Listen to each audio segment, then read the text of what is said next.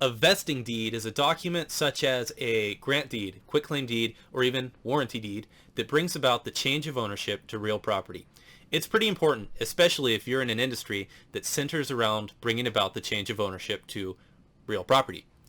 In this industry, we have a plethora of tools and technology to bring information directly to us in a way that's easy to view and understand, but sometimes you just gotta read that deed. If this sounds confusing or intimidating in any way, you're in exactly the right place. I'm Will Gray, but today you can call me Mr. Deeds because you're watching how to read a vesting deed on the Title Insurance Experience.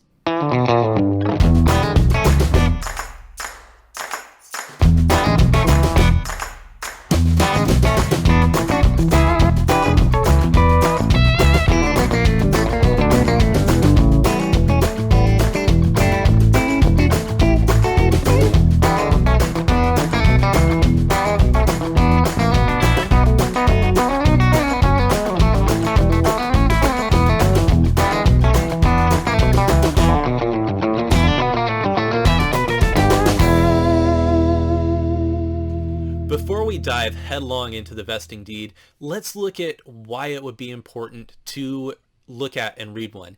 As you'll see, there's a lot of information that these deeds have to share with us, packed into actually a relatively small amount of space in the world of recorded documents. These tend to be some of the shorter documents that we see. The vesting deed is your go-to for the full and accurate description of who owns the property. You get the property profiles, the Realist reports, and these tend to have a couple boxes, owner 1, owner 2, and sometimes vesting that'll just show how they hold title.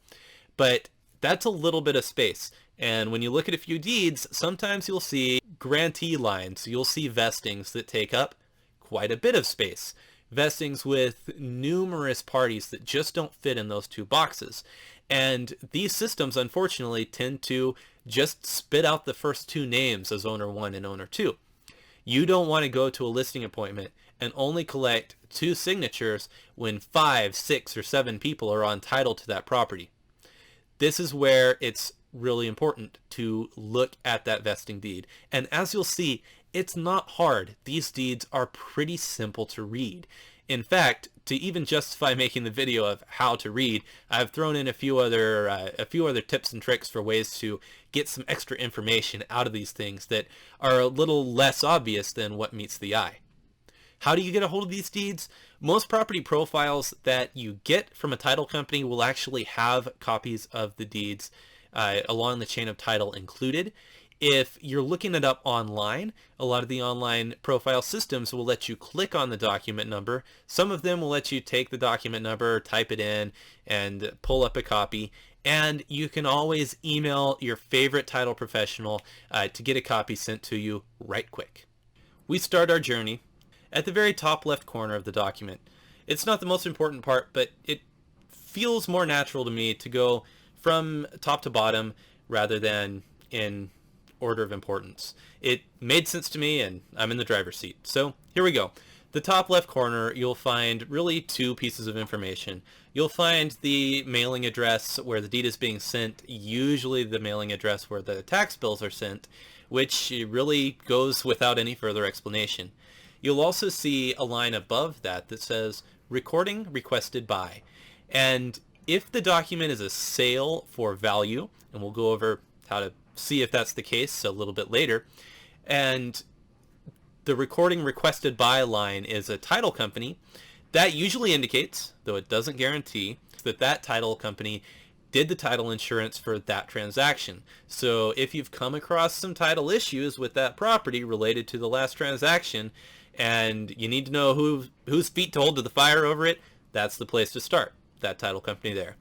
Let's mosey on over to the top right section of the grant deed. This has a little line that says for recorder's use only. So if you're preparing the deed, this is probably not the best part to doodle. If you're reading it, you'll either see that that square, other than the disclaimer that it's for the county's use only, is blank, or it has like a barcode, a little seal, and a bunch of gobbledygook.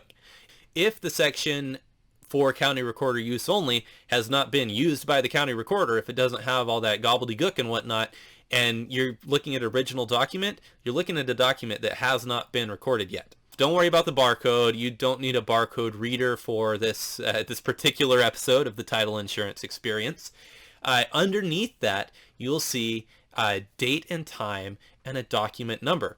Document number being usually a year, followed by a bunch of zeros, followed by a few more numbers. Scooting on down, you'll see a little bit of text kind of on the right-hand side underneath all of the, we'll call it the gobbledygook section. And it'll start out with a line that says documentary transfer tax is, and then you'll see the amount of documentary transfer tax, or zero, no consideration, and an explanation of why the transfer is not subject to documentary transfer tax.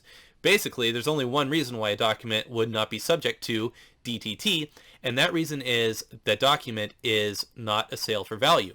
If it's a sale for value, it's going to have doc transfer tax. So I know I promised I'd tell you how to see if the transfer is a sale or a no consideration transfer. This is it. You can even tell from the amount of documentary transfer tax what the sale price of the property was, because the documentary transfer tax in California is $1.10 per $1,000 of the sale price. So, in case you didn't get into real estate because you love math so much, the simple formula for this is to take that documentary transfer tax and divide that number by 0.0011, and that will give you the sale price of this transfer. Scoot down a line or two from there, and you'll see our next little relevant morsel of information. In some cases, it will either say unincorporated area with a check mark next to it, or a check mark next to city of with the city filled in.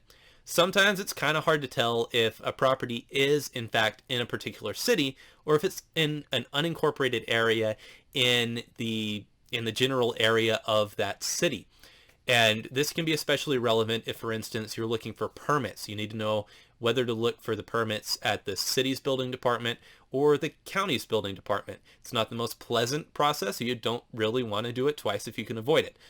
Let's get to the good stuff, the heart of the matter. In the middle of the deed, you're going to find some form wording. It's going to vary based on what type of deed you're looking at.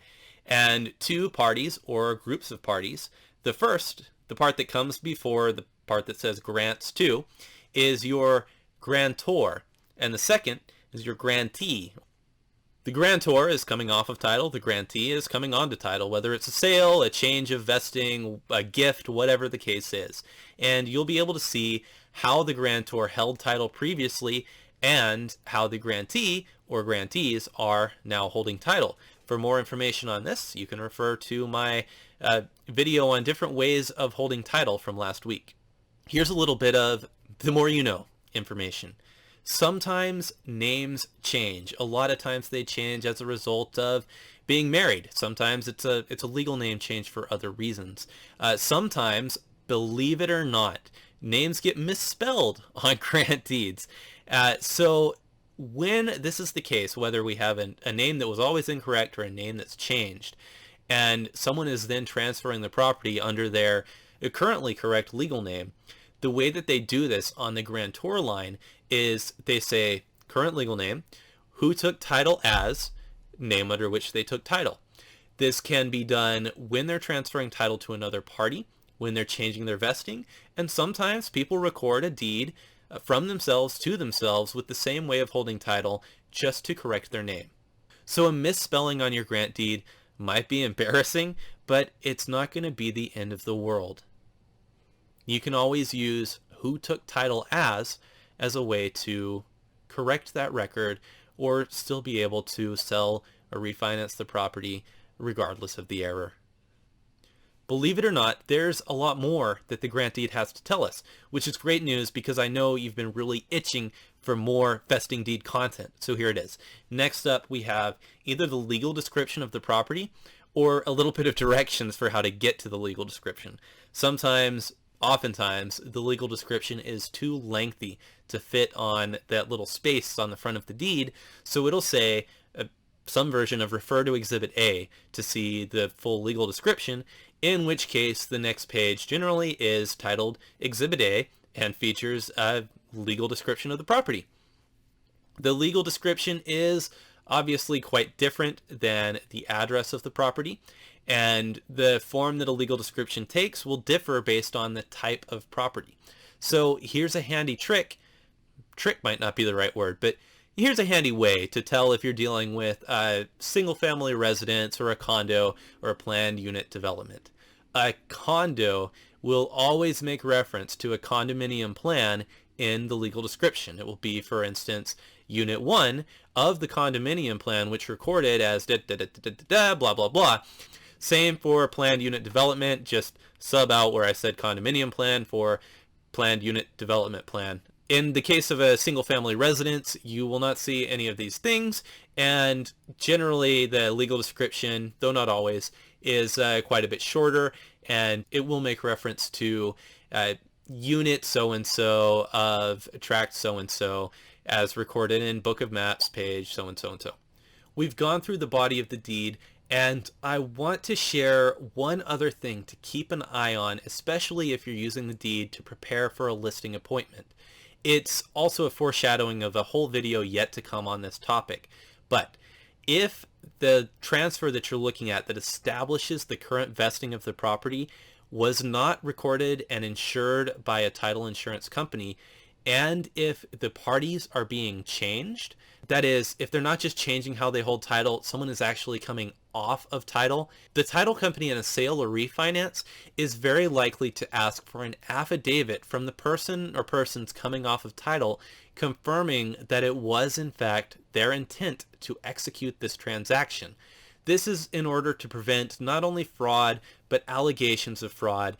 And as we'll go into in a future video on the uninsured deed affidavit, there are just a lot of risks that the title company will seek to eliminate or at least reduce through collecting this affidavit.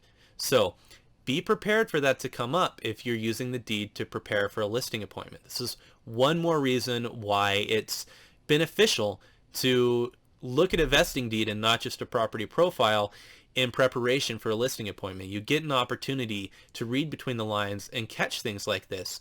And while you're preparing for the listing, you can ask the owners if the person who came off of title will be easy to reach and able to execute that affidavit. If for any reason it's going to be difficult to obtain that affidavit, get in touch with your title rep while it's still super early in the game to start exploring options for other ways to close the transaction without that affidavit. And we're finished. I know that pressing play on a video about how to look at a deed is a big leap of faith, so I just want to tell you I appreciate you taking the time to watch the video. I hope you enjoyed it and I hope you found it informative. If you have any questions, any requests for future topics, or any ways that I can help you, head on over to willfortitle.com/contact. I would absolutely love to hear from you.